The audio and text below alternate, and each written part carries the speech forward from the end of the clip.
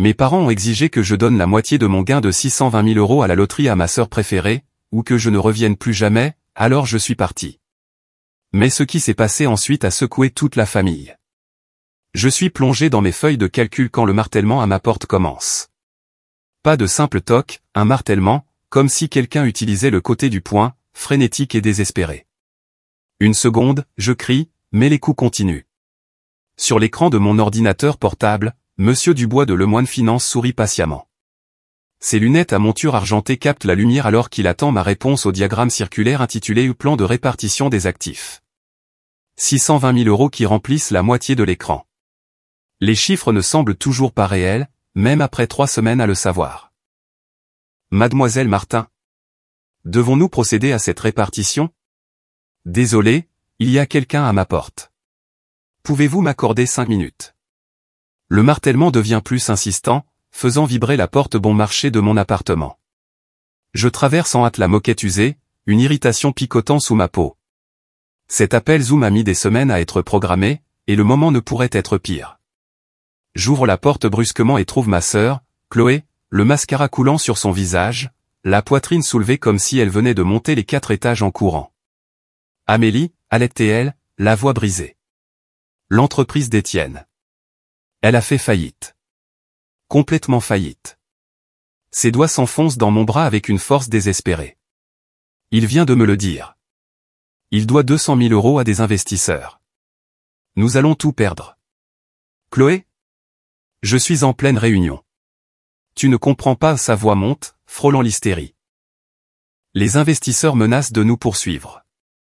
On pourrait perdre la maison, les voitures, tout.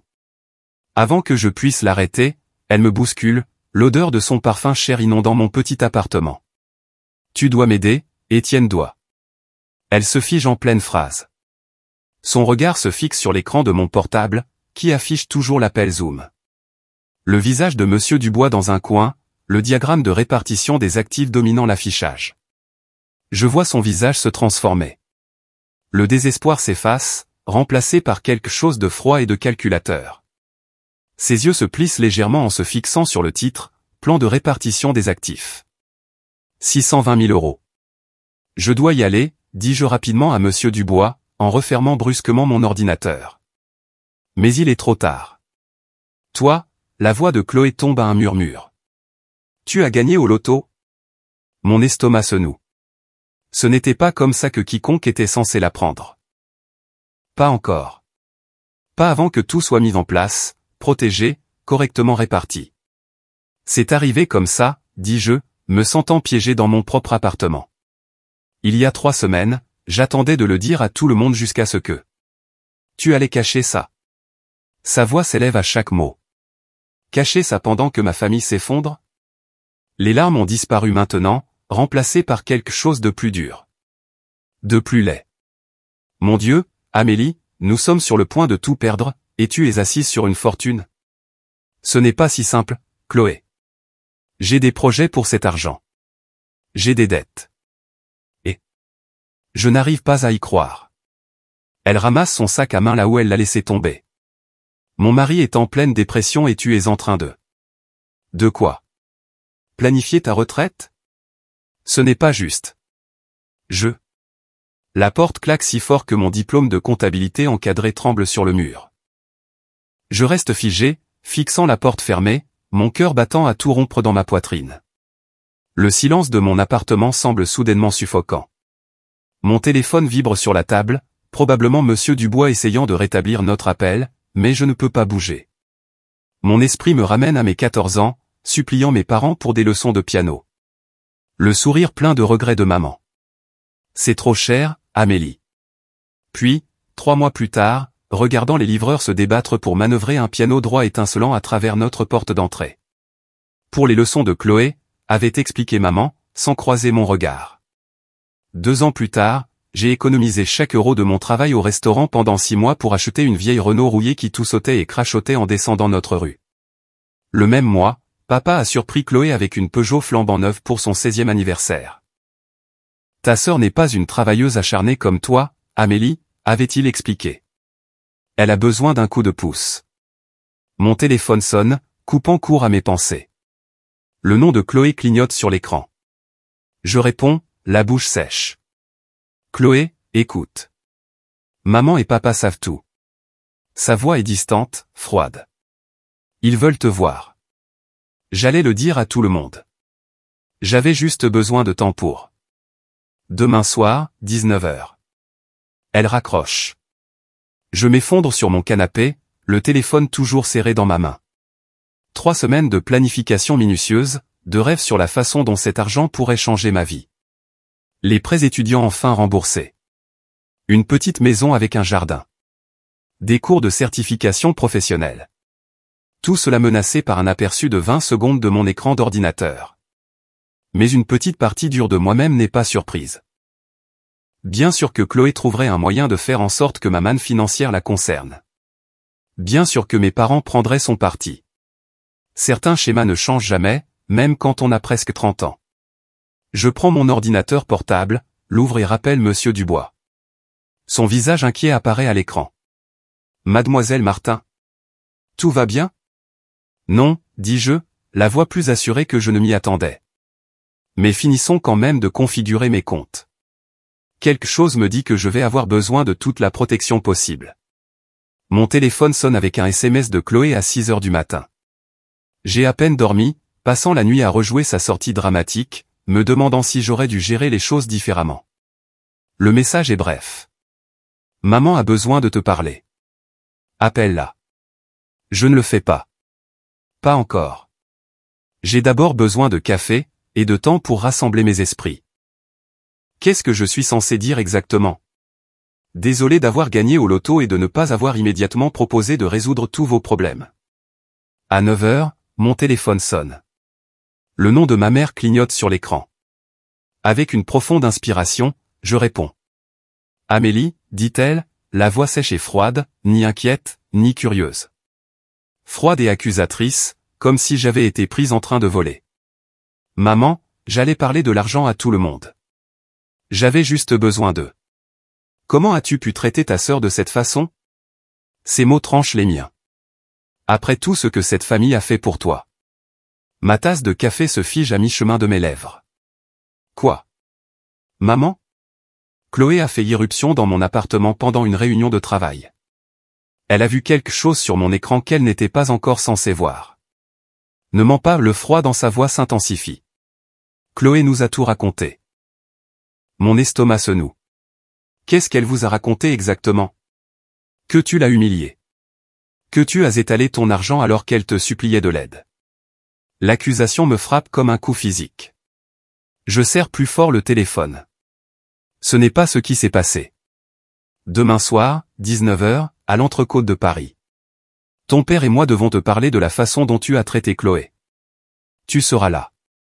Pas une demande. Une convocation. Maman? 19h.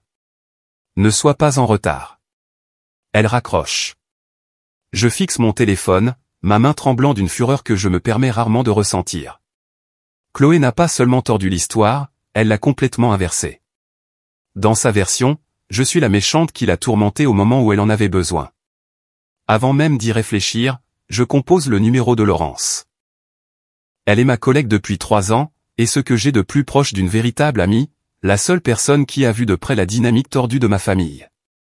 Il monte sur moi, je lui dis après lui avoir tout expliqué. Ma mère vient d'appeler, et selon elle, j'ai humilié Chloé.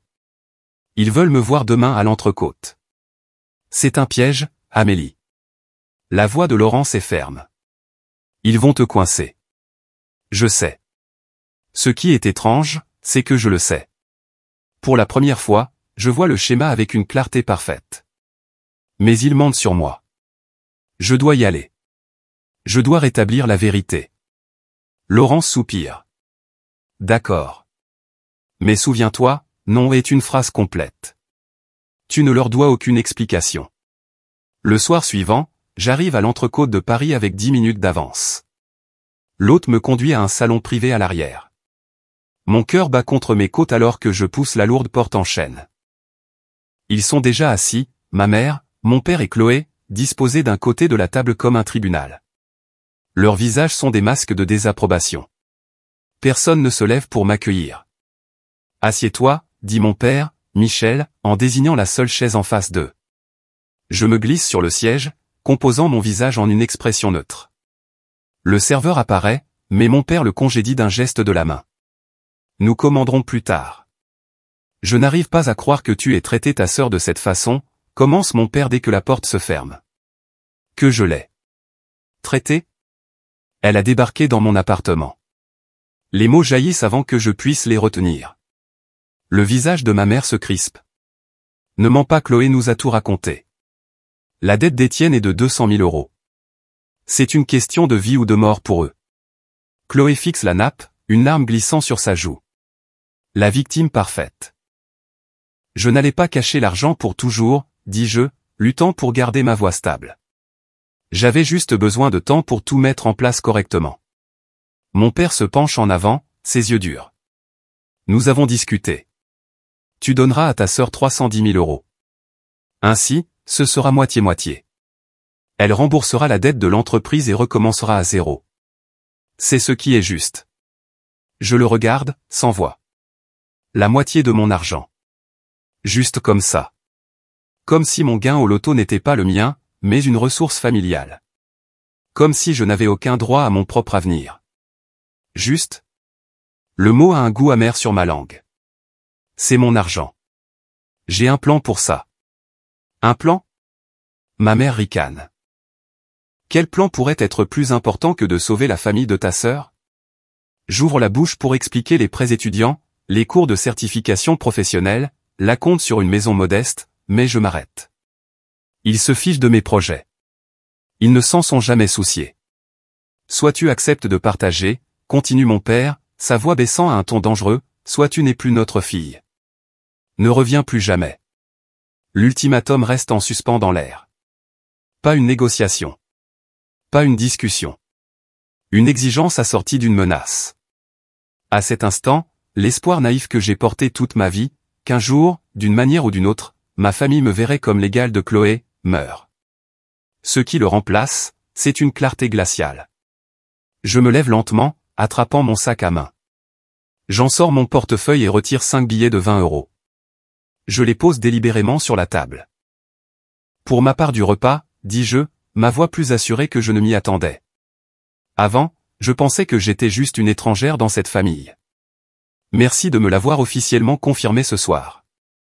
La tête de Chloé se redresse brusquement, ses yeux grands ouverts de choc. La bouche de ma mère s'ouvre, mais aucun mot ne sort. Le visage de mon père s'assombrit de rage. Je me tourne et marche vers la porte, mais pas mesurée. Derrière moi, j'entends la voix de ma mère, stridente de panique.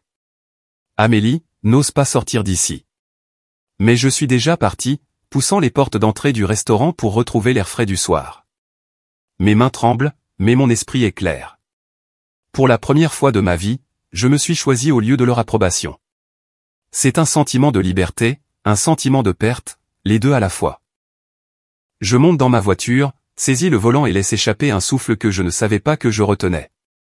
Mon téléphone se met à vibrer dans mon sac, ma mère, sans aucun doute. Je le mets en sourdine sans regarder.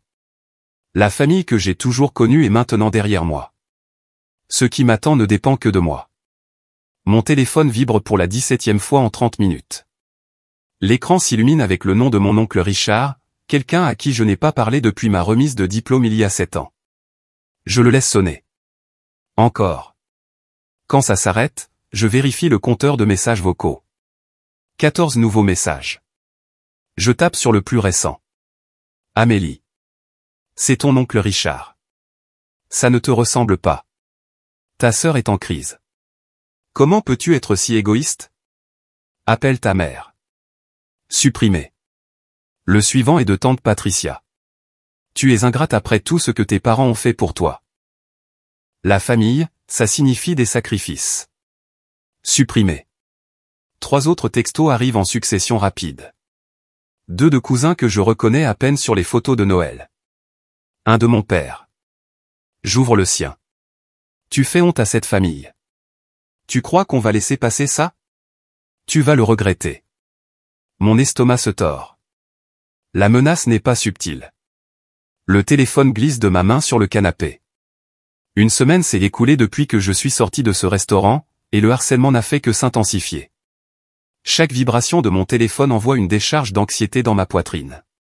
Chaque accusation, ingrate, égoïste, sans cœur, érode ma résolution. Mon doigt survole mon application bancaire. Peut-être que je devrais juste virer l'argent. Juste pour que ça s'arrête. Laisser Chloé obtenir ce qu'elle veut, comme toujours. Je compose plutôt le numéro de Laurence. Ils n'arrêteront pas, dis-je quand elle répond, la voix brisée. C'est tout le monde maintenant. Tante. Oncle. Cousin. Mon père vient de me menacer. Qu'est-ce qu'il a dit exactement? La voix de Laurence est calme, mesurée. Je lui lis le texto. Ce n'est pas un père, dit-elle après une pause. C'est un maître chanteur. Peut-être que je devrais juste leur donner quelque chose. La moitié de ce qu'ils ont demandé. Juste pour que ça s'arrête. Écoute-moi très attentivement, Amélie, dit Laurence, sa voix prenant une dureté que je ne lui avais jamais entendue. Si tu fais ça, tu seras leur banque pour toujours. Ce n'est pas de la famille, c'est de l'extorsion. Tu es plus forte que ça. Je raccroche, berçant le téléphone contre ma poitrine alors que des larmes coulent sur mes joues. Mais quand je regarde l'écran, la menace de mon père brillant dans l'obscurité de mon appartement, quelque chose en moi change. La peur n'a pas disparu, mais il y a maintenant quelque chose de plus froid en dessous. Je ne me sens plus effrayé, je me sens froide. Je me lève, essuyant mes yeux avec le dos de ma main, et je marche vers mon bureau. J'ouvre mon ordinateur portable et crée une nouvelle adresse email. Puis je bloque méthodiquement chaque numéro qui m'a appelé ou envoyé un texto la semaine passée. 17 au total. Quand j'ai fini, le silence semble étrange. Fragile. J'appelle ma propriétaire ensuite. Madame Reynolds? C'est Amélie Martin du 4B. Je dois résilier mon bail. Je paierai les frais requis. C'est une pénalité de 3 mois, mademoiselle Martin. Vous êtes sûre? Oui. Et pouvez-vous me dire s'il y a des logements vacants dans vos autres immeubles? De préférence quelque chose qui n'est pas sur le marché. Une pause. Nous avons un appartement dans notre complexe du côté ouest. Il vient de se libérer hier. Pas encore affiché. Je le prends. Je raccroche et regarde mon appartement. 4 ans de ma vie contenus entre ces murs. 4 ans à construire ma carrière, à rembourser petit à petit mes prêts étudiants, à faire de cet endroit le mien. Je vais au placard et sors une valise. Puis je traîne les bacs de rangement dessous mon lit. Méthodiquement, je commence à plier des chemises, des pantalons, des pulls. Chaque mouvement est précis, contrôlé. Je ne fuis pas. Je fais une retraite stratégique. 4 jours plus tard, je suis en train de scotcher une autre boîte quand le martèlement commence à ma porte. Pas de simple toc, un martèlement, comme si quelqu'un utilisait le côté du poing, frénétique et désespéré. Amélie. Amélie. La voix de Chloé, stridente et sauvage. Je sais que tu es là. Ouvre cette porte tout de suite. Je me fige, une photo encadrée de Laurence et moi à son anniversaire toujours dans ma main. Je la place soigneusement dans la boîte, puis me tourne vers la porte. Tu es une lâche, crie Chloé, la voix craquant. Tu détruis cette famille. Comment peux-tu te cacher là-dedans pendant que tout s'effondre? Je reste immobile au centre de mon appartement à moitié emballé. La fille qui a ouvert la porte à la crise de sa sœur il y a 3 semaines se serait précipitée pour expliquer, pour défendre, pour apaiser. Cette fille n'est plus. Papa a dû prendre de l'argent de leur retraite. Chloé hurle maintenant, la voix rauque. Ils vont perdre la maison à cause de toi. Je scotche une autre boîte. Amélie, s'il te plaît. Sa voix tombe à un sanglot qui s'infiltre à travers la porte. S'il te plaît, je t'en supplie. Je plaque mes paumes contre mes oreilles, mais je peux toujours l'entendre pleurer. Le son tire sur quelque chose de profond en moi, la petite sœur qui a toujours voulu arranger les choses, maintenir la paix, être la plus forte. Mais je ne suis plus cette personne. Les sanglots de Chloé finissent par s'estomper dans le silence. Quand je vérifie enfin par le Judas, le couloir est vide. Je me retourne vers mon appartement, contemplant les piles de boîtes, les murs nus, et dans le calme qui suit, je prends une décision. Je ne déménage pas seulement, je mets à niveau toute ma vie. La sonnette retentit à 7 heures, et j'ouvre pour trouver Laurence tenant une boîte à pizza et un rouleau de ruban adhésif. Les renforts sont arrivés, annonce-t-elle en passant devant moi dans l'appartement. Elle pose la pizza sur le comptoir et inspecte les boîtes. Tu ne plaisantais pas, tu le fais vraiment.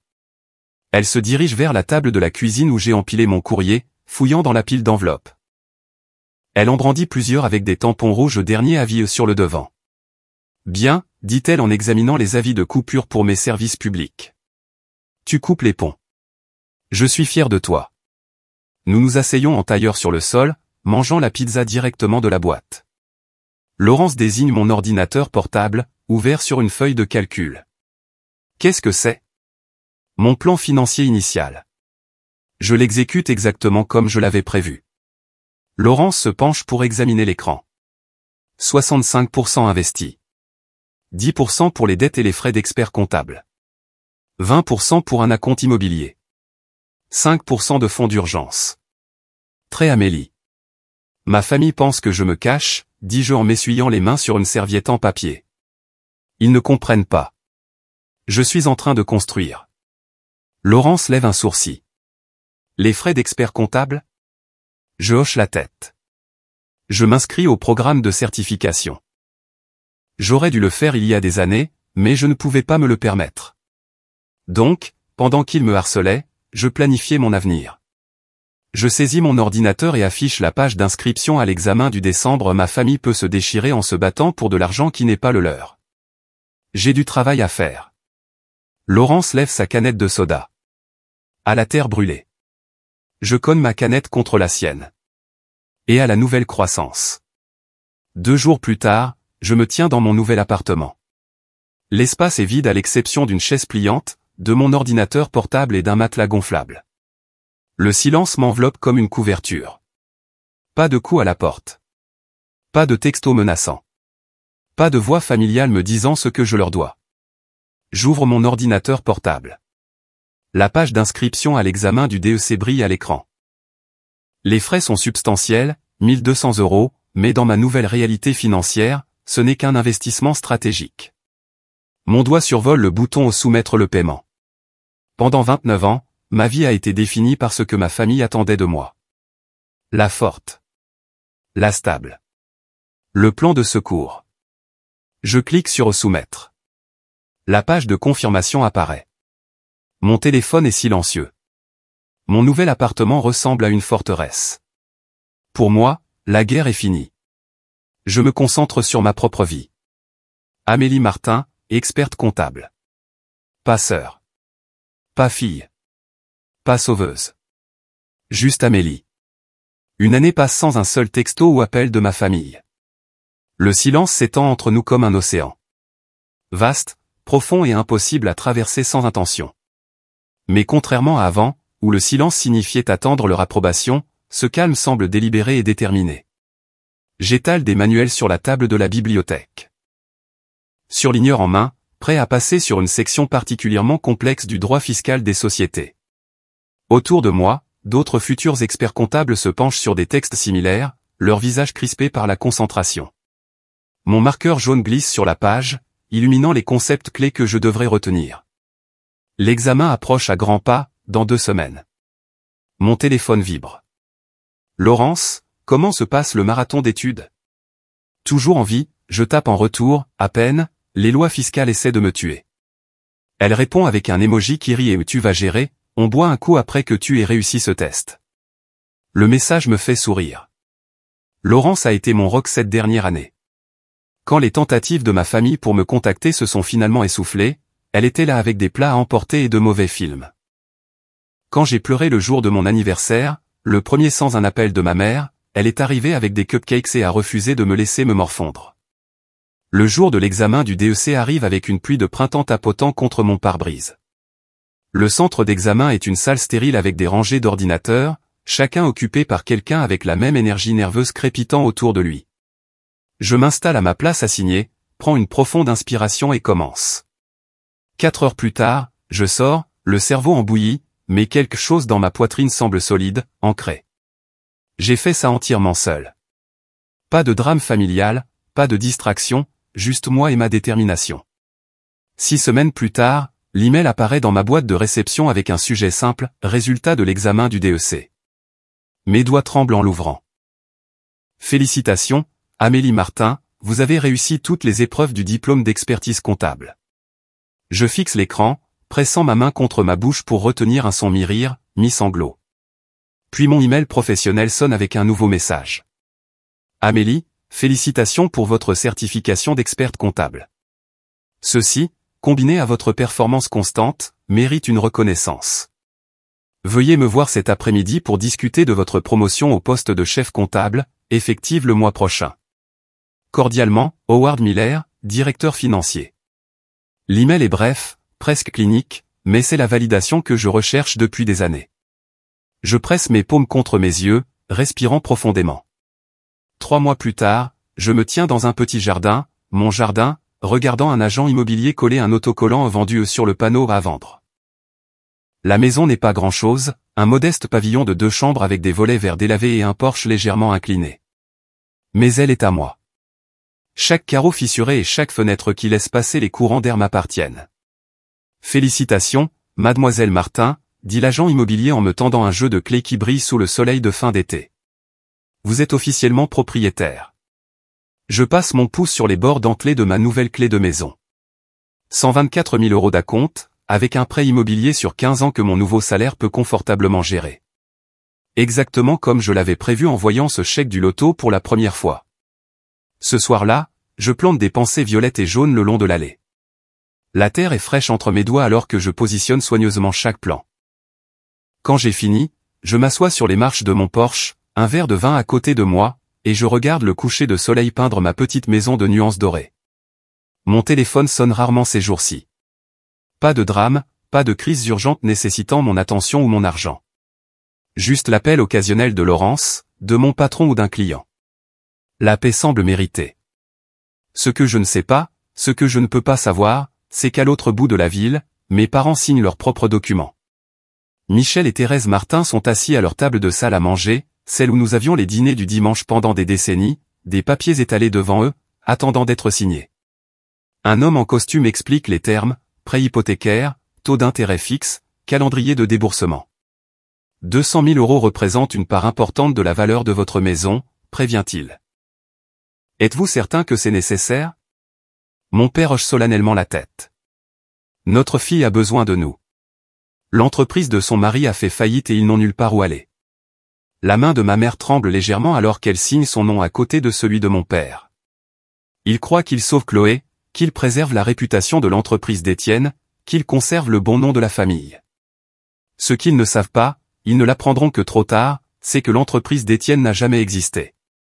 2 semaines plus tard, Étienne encaisse le chèque de mes parents, les mains tremblantes de soulagement. Il ne l'utilise pas pour payer des investisseurs. Au lieu de cela, il passe un coup de fil. J'ai l'argent, dit-il à quelqu'un à l'autre bout du fil. Tout. On est quitte maintenant, n'est-ce pas? La voix qui répond est froide, professionnelle. Ça couvre le principal. Il reste la question de notre taux d'intérêt. Quoi? Non. Vous aviez dit que 200 000 € réglerait tout. C'était avant que vous ne manquiez 3 paiements. Le visage d'Étienne se vide de sa couleur. Je n'ai rien d'autre. Mes beaux-parents ont hypothéqué leur maison pour ça. Un rire crépite au téléphone. Ce n'est pas notre problème, mon ami. Vous avez 30 jours. Le mois suivant, mon père ouvre sa porte d'entrée pour trouver 2 hommes sur son seuil. Ils n'ont pas l'air d'hommes d'affaires. L'un a un tatouage qui remonte sur son cou.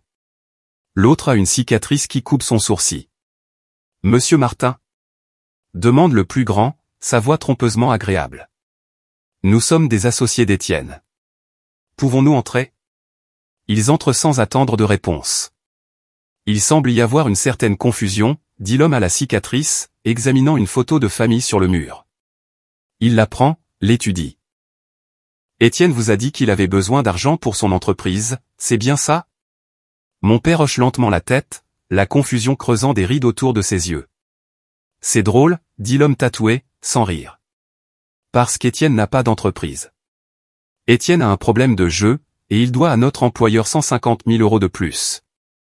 La photo tombe des mains de ma mère lorsque l'homme balafré, après l'avoir regardée, la lui tend au lieu de la remettre en place. Ma mère, encore sous le choc de la nouvelle, ne réalise pas qu'elle a un temps de retard. Le verre se brise sur le parquet. Ce n'est pas possible, murmure-t-elle. Nous lui avons tout donné pour payer les dettes de son entreprise. Pas entreprise, corrige l'homme le plus grand. Blackjack, surtout, quelques paris sportifs. C'est un bon client depuis des années. Mon père s'assoit lourdement dans son fauteuil. Des années? Oh oui, votre fille ne vous l'a pas dit? Nous sommes surpris qu'elle ait supporté ça aussi longtemps. La plupart des épouses remarquent quand l'hypothèque n'est pas payée.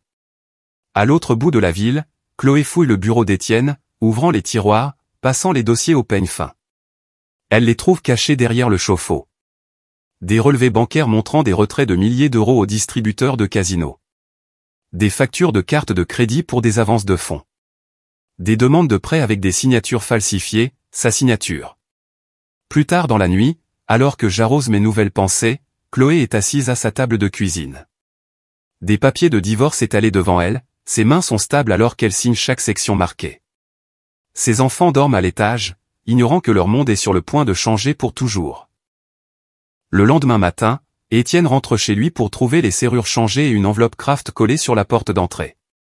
Pendant que je planifie le jardin du printemps prochain, ma sœur commence à planifier sa nouvelle vie de mère célibataire. J'ai presque oublié ce que c'est que de se réveiller sans angoisse. Ma routine matinale me semble désormais m'appartenir, le café qui coule dans une cuisine au mur vert pâle que j'ai choisi, la lumière du soleil filtrant à travers des rideaux que personne d'autre n'a touchés. Ma licence d'experte comptable est encadrée à côté de mon diplôme de comptabilité. Le silence dans ma maison m'appartient. La notification retentit alors que je passe en revue les projections trimestrielles. Un nouvel email.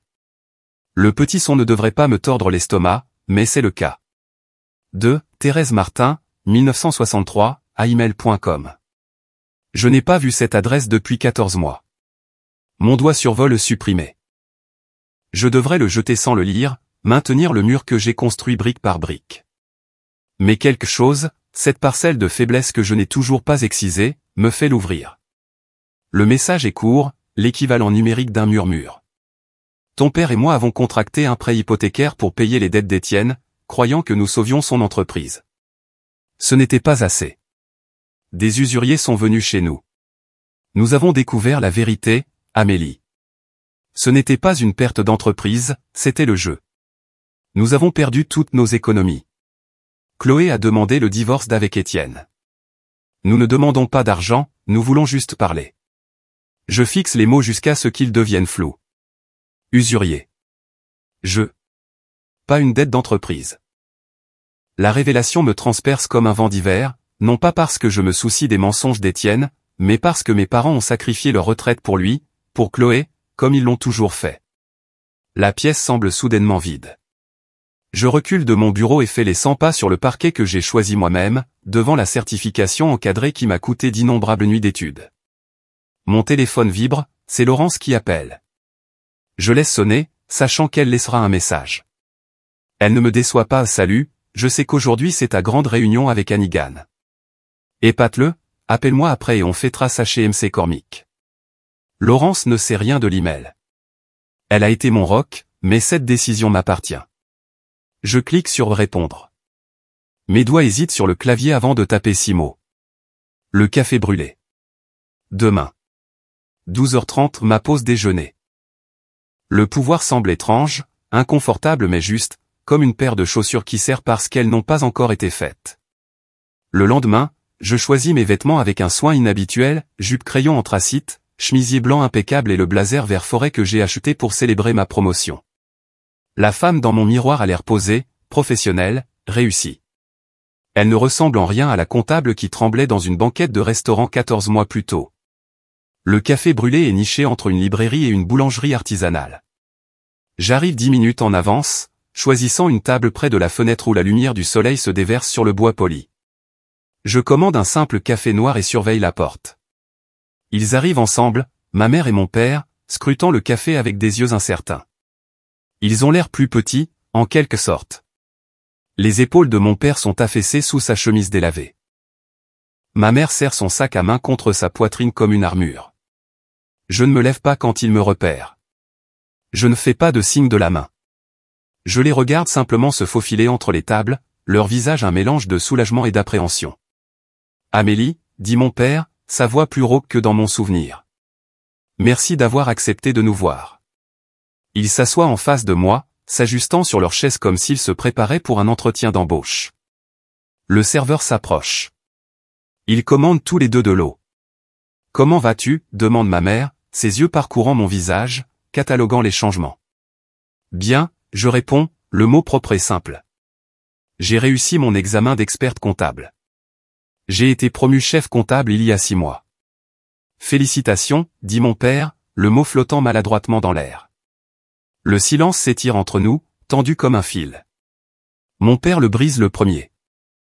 Nous avons eu tort, dit-il, ses mains se crispant en poings lâches sur la table. Nous y avons cru. Nous voulions y croire. Sa voix se brise.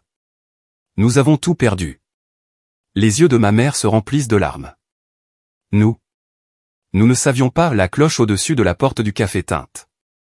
Chloé entre, balayant la pièce du regard avant de nous repérer. Elle a l'air différente, plus mince, plus affûtée. Ses vêtements de marque ont été remplacés par un simple jean et une chemise. Son maquillage est minimal. Ses cheveux sont tirés en arrière. Elle se glisse sur la 4e chaise sans saluer. Ses yeux rencontrent les miens, directs et clairs. J'étais jalouse, dit-elle sans préambule. Tu as toujours été si forte, tu as toujours su ce que tu voulais. Elle déglutit difficilement.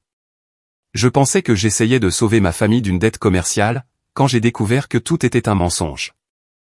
Que c'était le jeu, sa voix s'étrangle. J'ai divorcé. Elle regarde nos parents, puis revient vers moi. Quelque chose dans son regard a changé, s'est durci. J'ai réalisé que c'est le fait que maman et papa me surprotégeaient qui m'a ruiné. Je suis une mère célibataire maintenant, continue-t-elle, la voix plus stable. Pour la première fois, je comprends le fardeau que tu as toujours porté. Je sirote mon café, laissant ces mots s'installer. Ce qui est étrange, c'est que je ne ressens rien, ni triomphe, ni colère, ni satisfaction. Juste une pitié profonde et triste pour ces 3 personnes qui semblent avoir traversé une tempête sans abri. Ils n'ont pas seulement demandé 310 000 euros. Ils ont volé 200 000 euros de leur propre avenir en essayant de les obtenir. Ils se sont détruits en poursuivant ce qu'ils pensaient que je leur devais. Je suis contente que tu te fasses aider, dis-je enfin. Je suis contente que tu ailles de l'avant. Je jette un coup d'œil à ma montre et me lève. Ma pause déjeuner est terminée, je dois retourner au travail. Leur visage enregistre un choc silencieux, comme s'ils s'attendaient à ce que je propose quelque chose de plus, le pardon peut-être, ou de l'argent. Je sors un billet de 5 euros de mon portefeuille et le pose à côté de ma tasse vide. Juste assez pour mon café. Prenez soin de vous, dis-je en lissant mon blazer. Je sors dans la lumière du soleil, sentant le poids de leur regard sur mon dos. Je ne leur ai rien fait. J'ai simplement construit ma vie pendant qu'ils démantelaient la leur. Mon succès et mes limites leur ont permis de faire face aux conséquences de leurs propres actions. C'est une vengeance suffisante. Alors que je retourne vers mon immeuble de bureau, mon téléphone vibre avec un texto de Laurence. Comment ça s'est passé? Je réponds. C'est fini. Je te raconterai ce soir. Pour la première fois en 14 mois, je me sens vraiment, complètement libre. 5 années passent comme un paysage qui défile sur le bord de la route. Je me tiens devant le miroir des toilettes de la direction, ajustant mon blazer et me rappelant que j'ai mérité ce moment. La plaque sur la porte de mon bureau indique maintenant « Amélie Martin. Directrice comptable ». Le diplôme de mon MBA est dans un cadre simple sur mon bureau, preuve de 3 ans de cours du soir et de week-end penchés sur des manuels. Mon téléphone vibre. Un texto de Chloé. Je dépose les enfants chez maman samedi. Tu veux que je les amène dimanche pour le déjeuner? Il n'arrête pas de demander après tante Amélie. Je souris, légèrement. Les textos sont plus réguliers maintenant. Ils sont polis, prudents, rien à voir avec les appels désespérés d'il y a 5 ans. Chloé travaille à plein temps chez Fleurs et Corbeil rue de Rivoli, arrangeant des fleurs avec les mêmes doigts qui ont un jour martelé la porte de mon appartement. Dimanche ça marche? 12h30, je réponds.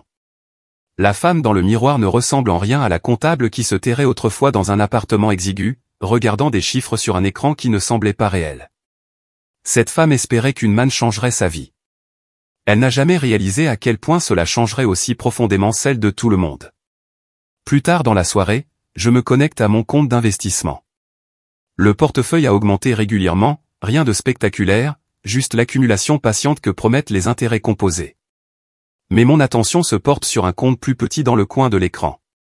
Plan d'épargne enfant Martin.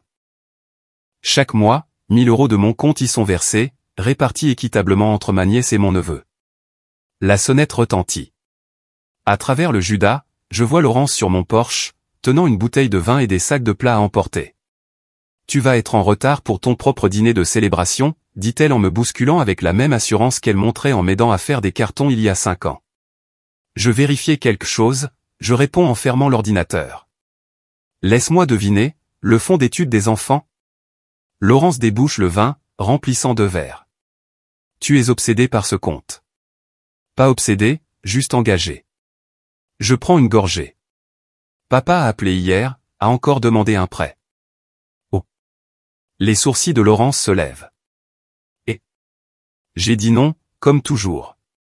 Je fais tourner le vin dans mon verre, le regardant capter la lumière. Mais je lui ai rappelé les anniversaires des petits-enfants le mois prochain.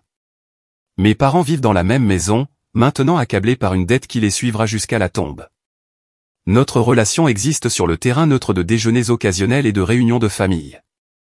Ils ont appris lentement, douloureusement, que mes limites ne sont pas des suggestions. Ton interview sort demain, me rappelle Laurence en déballant des récipients de nourriture thaïlandaise. L'article du journal économique. Je hoche la tête, me souvenant de la dernière question du journaliste.